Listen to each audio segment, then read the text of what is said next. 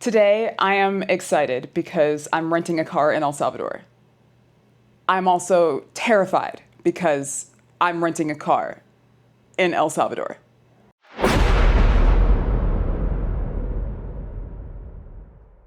I think a lot of people hear that El Salvador is the smallest country in Central America and immediately shrug as if there's nothing to see here, folks. They treat it like the fun-sized candy bar of the region. Cute, but not worth the calories. Me, on the other hand, I got excited because compact means conquerable. You can drive from one end of the country all the way to the other in just a matter of hours. It's like a whole nation that fits between breakfast and lunch. So I've decided to rent a car for the rest of my stay. I'll use it for adventures outside of San Salvador and rely on ride shares when I'm within San Salvador because traffic in San Salvador behaves like a telenovela. Dramatic, predictably annoying, and not something I want to star in. Of course, renting a car is always a game of strategy. You always want the best deal, but sometimes the best deal is the opening line of a horror story. So obviously, do your research because what looks like savings online might actually be a plot twist at the rental counter. Conventional wisdom says never rent a car at the airport, something about higher fees and paying for convenience. So naturally, I did what any seasoned traveler would do. I compared prices, and guess what? Airport rentals were actually cheaper than the city rentals. So much for conventional wisdom. Besides, today is Sunday. Every non-airport rental office in San Salvador shut down yesterday at noon, like it was the end of civilization. They won't reopen until tomorrow. Whereas the airport, bless its fluorescent 24-hour heart, is open now and ready to take my money. Having to catch a ride to the airport in the middle of my trip does seem like a detour from reason because it's basically halfway to the beach. But when it's time to return home, I'll be the one smugly rolling up to the terminal, dropping off my keys, and walking straight to the departure lounge. A little bit of inconvenience now equals the ultimate convenience later, a rare victory in the logistics Olympics of travel. My rideshare's here.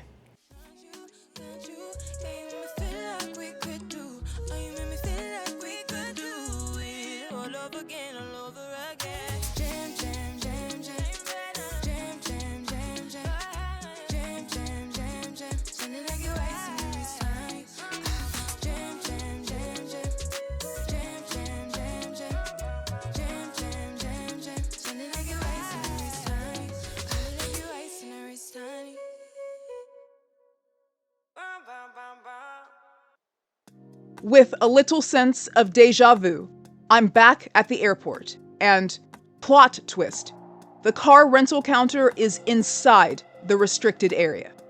I walked past it on my first day and thought, that's an odd choice. Fast forward to today, and now the poor rental rep has to come outside so I can sign the paperwork.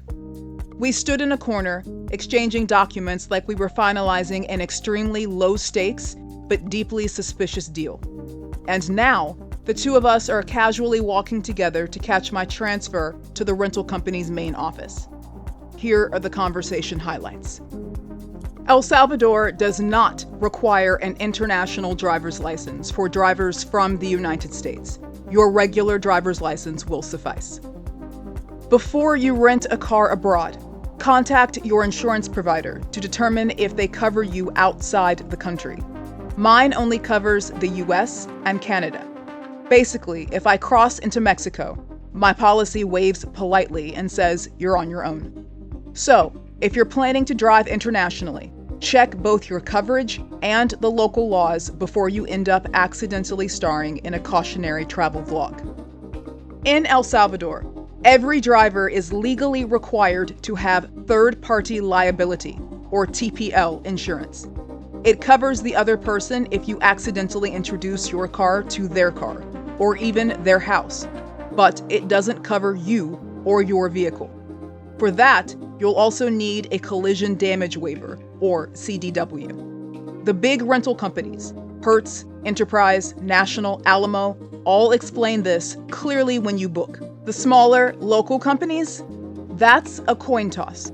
After going down a YouTube and forum rabbit hole, half the people said everything went smoothly. The other half basically rented rolling tetanus traps that broke down before lunch. Also, many local rentals are manual, so if you don't drive a stick, you might find yourself Googling how to start on a hill in panic mode. I'm not a gambler. I'll buy one lottery ticket if the jackpot's over $1 billion, but that's where my risk tolerance ends. I'm in a foreign country where I barely speak the language, and as a Black woman, I stand out even when I'm trying to disappear into the background. So, yes, I'd rather pay more and be overinsured than risk an awkward roadside conversation with the local police. At first, I considered the total protection package offered by the rental company: TPL, CDW, theft protection, and deductible protection, all neatly bundled together for a price that would have doubled my rental. Then I remembered my American Express premium car rental protection. It's not automatic. You have to enroll, but once you do, it includes collision damage, theft, and deductible protection for a flat $20 or $25 per rental, not per day. I chose the $25 option and just paid the rental company for the mandatory third-party liability. Now, my expenses are reasonable again. For a good measure, I added roadside assistance. As though the thought of breaking down on a volcanic back road wasn't motivation enough, I was raised by a woman who believes AAA should be listed as an emergency contact. I also added tire and windshield coverage. It was cheap, and frankly, peace of mind is priceless. The rental also offered personal injury insurance, which I declined since my travel insurance booked through the flight already covers medical emergencies. And American Express tosses in a bit of coverage too. Between all of that, if anything happens, I should be protected 6 ways from Sunday. I reserved an intermediate SUV because the internet is filled with horror stories about driving in El Salvador. Everyone swears the main highways are fine, but the side roads to waterfalls, volcanoes, and national parks apparently double as obstacle courses for wild animals and suspension tests for vehicles. So I went with something sturdy. Plus, I drive a mid-sized SUV back home, so at least when I inevitably hit a pothole the size of a crater, I'll do it in a vehicle I'm comfortable handling. The SUV is supposed to be a Nissan Qashqai or similar. I'll be honest, I've never heard of a Qashqai. It sounds less like a vehicle and more like an exotic bird or a futuristic kitchen appliance. But hey, new country, new car. I've never actually received the exact model pictured on a rental site anyway. It's always a bit of a gamble, like picking a chocolate from a box and hoping it's not the one filled with that nasty mystery jelly. The specs are what matters. Automatic transmission. A must, because me driving a manual is hazardous to the traveling public. AM/FM stereo, which is honestly useful only if I can't connect my phone to CarPlay. Airbags, which will hopefully remain untested. And air conditioning. An absolute foot-down, non-negotiable. I'm not built for this El Salvador heat stroke. It's also a gasoline vehicle, which suits me just fine. Hybrids were available, but they cost significantly more, and I can't exactly picture charging stations neatly tucked between volcanoes and coffee fields. So, in the end, the name on the badge doesn't matter. I just need 4 wheels, cold air, and the sweet promise of not rolling backward down a mountain into one of El Salvador's Jurassic lakes.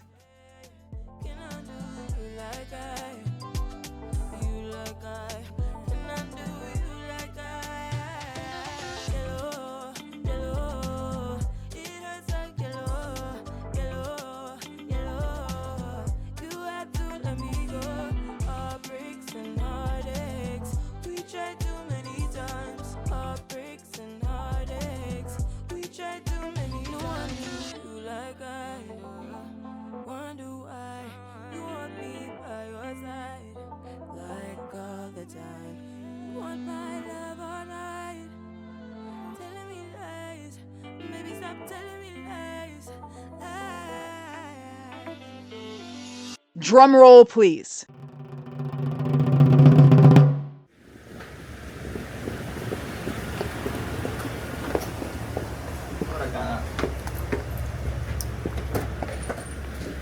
Oh, this one? Oh, okay. Okay. Las herramientas. Okay. Perfecto.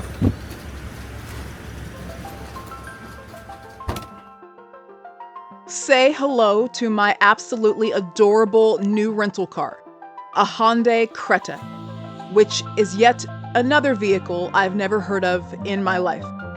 I'm starting to suspect the rest of the world has access to a secret car catalog the US is not invited to. And honestly, I love everything about this vehicle. First of all, it's clean, like spotless, suspiciously shiny. I love shiny things. The silver color, excellent choice. It's the perfect size. Not too big, not too tiny. The mahogany and black seats match the dashboard like someone had style. It's roomy. The AC is blasting at full force because El Salvador. So that's impressive, how much you're messing with my feelings in my heart. Oh, yeah, that's impressive, how much you're messing with my feelings in my heart. Oh, yeah. I'm going back to the table, I know they saving us for the stable friend of mine, 'cause they know all this time that I was out my mind, thinking you were the one, that it was love, feelings were strong. I should've known, I should know. I'm fully gassed up, air conditioned, and ready to conquer.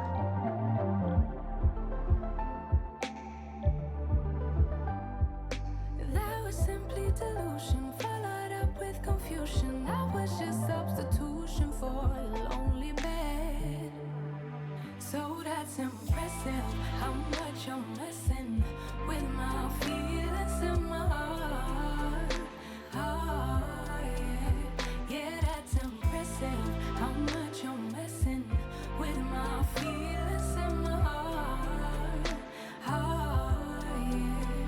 No, you don't care, no, you don't care, no, you don't care, no, you don't care. Could be good, then you fade, then you fade. No, you don't care, no, you don't care, no, you don't care, no, you don't care. Could be good, then you fade away.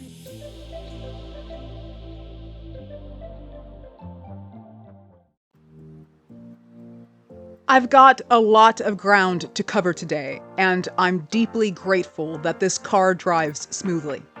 You'll see all the beautiful places I went in future videos. In this video, I'm just focused on driving. The narrative is correct. The main roads here are great. The side roads?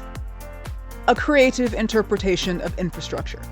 For example, the road is spiritually two-way, but it is technically one way at a time.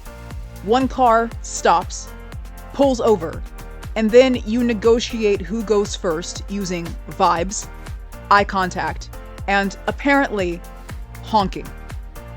Which brings me to honking.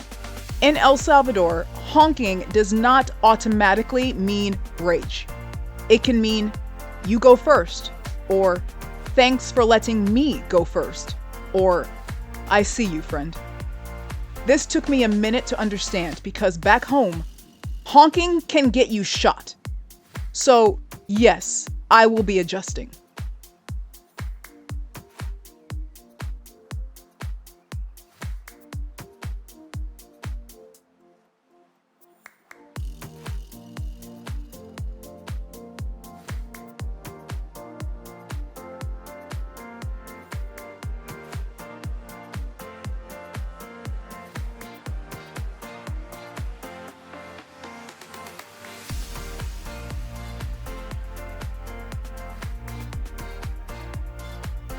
At home, You would absolutely not drive through a miniature pond like this. They'd shut down the road, put up cones, call a meeting, and send out an email. But I have a personal policy.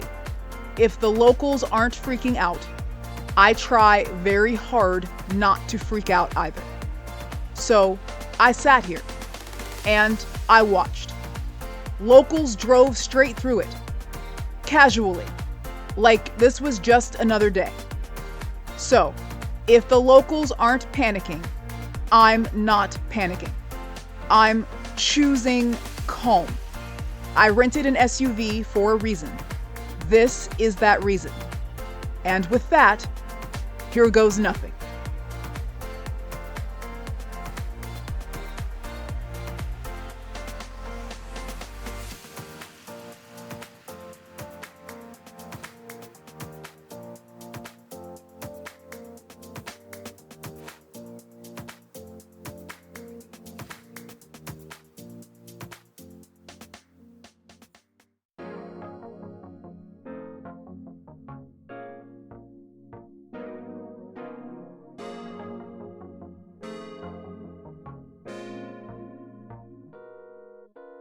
Never let him get you down.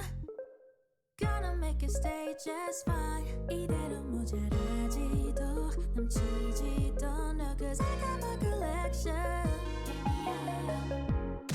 따뜻한 물에 bathe. 향기 가득한 로션 촉촉해져. My cocoa bomb. Oh, I don't care what they say. I like it, I go la la la la la. I like it, I just want. Oh baby, say it and make it a day that brought a day. I like it, I go la la la la la. I like it, I just want. Oh baby, it's alright to be right. Goes on and on, yeah. 뒤투얼 한개 하얀 벚꽃만 바랬던 날. 꼭 그랬었길 바랬던 예전 소원 이룬 날. 너의 문자 사탕 같은 말. 숨길 수 없는 payday. 고소한 coffee, yes, we go on and on. Collect them all. I don't care what they say. I like it, I go la la la la la. I like it, I just want. Oh baby, say it and make it a day that brought a day. I like it, I go la la la la la. I like it, I just want. Oh baby, it's alright to be right. Goes on and on, yeah. 사라질까 두려워, fight for it. To make it stay just fine, yeah, yeah. I like it, I go la la la la la. I like it, I just want. Oh baby, say it and make it a day that brought a day. I like it, I go la la la la la. I like it, I just want. Oh baby, it's alright to be right. Goes on and on, yeah.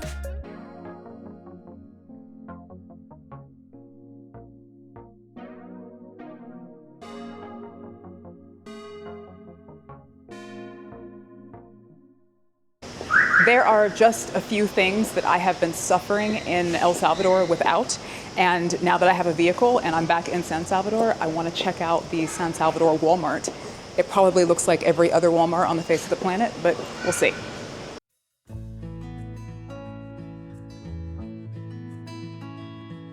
I've experienced a lot of new today. New country, new car, new road rules. My brain is at capacity. So, naturally, I find comfort in Walmart. Because even when no one speaks English, Walmart speaks fluently familiar. First priority, water. I drink a gallon a day at home straight from the tap. Here, absolutely not. You can drink the tap water, but it's highly inadvisable if you enjoy normal body functions. Also, water isn't just handed to you at restaurants. You have to ask for it. And yes, you pay for it. So now that I finally have somewhere to put it, I'm stocking up like a reasonable adult. Next, laundry supplies. When you slow travel, you wash clothes as you go. The detergent brands I recognize are aggressively priced. So today we're going off-brand, living dangerously.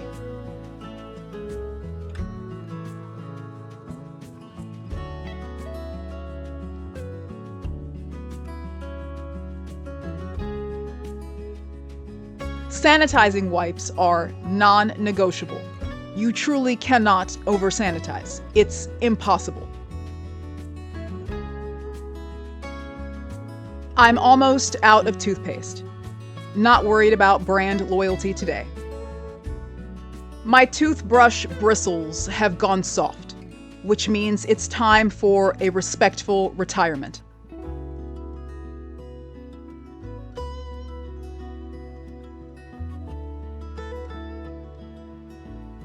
This hand sanitizer brand is unfamiliar, but it exists, so it will do. It will fit nicely in my car cup holder. I already have rubbing alcohol. I just want more of it. You can never have too much rubbing alcohol. Checkout was smooth. I have everything I've been missing, and at long last, it's time to return to the hotel. Not far. Thank goodness.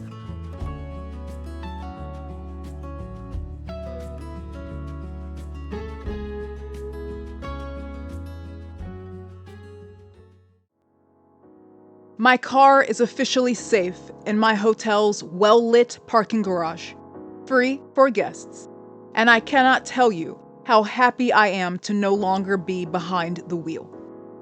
It has been a day. I had a mild culture shock about driving on my first day in El Salvador with my wonderful tour guide. And today, I experienced all of it again, solo. I got honked at plenty, which I've learned is mostly friendly. Thankfully, I did not get honked at 3 times in a row, because we all know what that means. Stop signs are still optional. And sometimes, stop signs don't even exist. There are intersections with implied stop signs, where you're apparently just supposed to sense who has the right of way through vibes and intuition. So, yes, I am deeply and profoundly grateful to be walking right now. To my Salvadoran viewers, what do you think is the most important thing that non-Salvadoran drivers should know when they come to El Salvador and get behind the wheel? Comment below. And since you've made it this far in the video, please click the like button. It helps more than you know. I'm back. I have literally been driving all day. I think I picked some of the worst roads to try out for my first day driving in El Salvador. I got honked at when people thought that I was being overly cautious. I allowed people who were in a hurry, it looked like, or just for whatever reason riding my behind, go around me because clearly they thought I was going too slowly. There were some close calls, but here's the thing. Everybody said online that Salvadorans are nice people except for when they're driving. And I can say the same thing about Atlantans. Here's what I can't say about Atlantans. Salvadoran people, they're looking out for you. Nobody wants to have an accident. And there were multiple times today when I was on roads that are supposed to be two-way roads, but they're really just built for one car. So many times oncoming traffic would stop and let me go, or honk their horn to indicate I could go, wave me so I could go, flash their lights so I could go. I haven't been all over the country yet, but I can say from where I was today, Salvadorans are as kind behind the wheel as they are when they're not behind the wheel. But today's just day one. This video is going to have a second part at the least as I continue my driving experience across the country. At the end of the day, I can say that I am still a nervous driver in El Salvador, but I'm no longer a terrified driver in El Salvador, and that's improvement. Stay curious, be inspired, find freedom, wander elsewhere. I'll see you in the next one.